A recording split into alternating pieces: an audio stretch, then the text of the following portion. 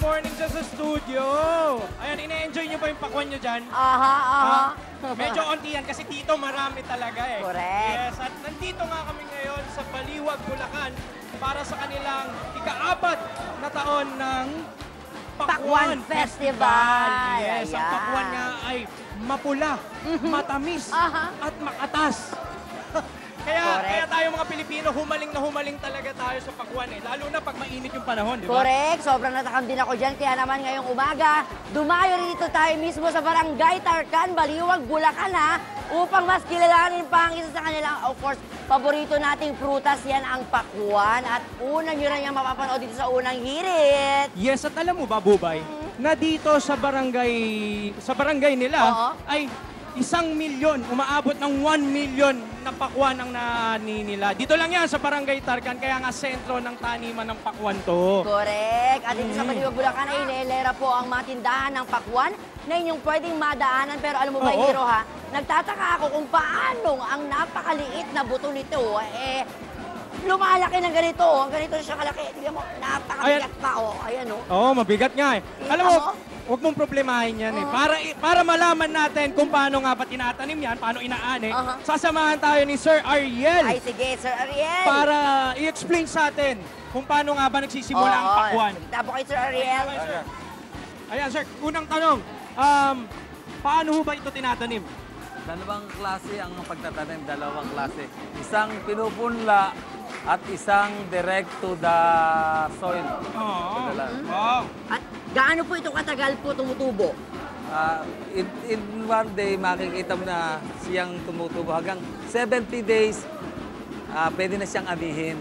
70 days lang, pwede na umani agad-agad. Pero tanong ko, paano mo malalaman pag ano na, Sir? Pag hinog. Sigurado diba? na siyang hinog. Katulad dito, para malaman mo hinog na siya, titikin mo siya. Sige po. Yan. Tumatagos siya sa palad. Sige nga, tignan natin. Pitikin natin. Aray! Aray!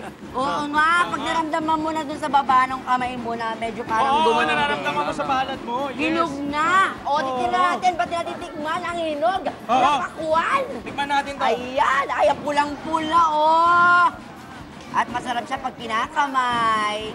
Masarap kinakamay niya, no? Juicy. Ang tamis! Grabe! Juicy. Ang sarap.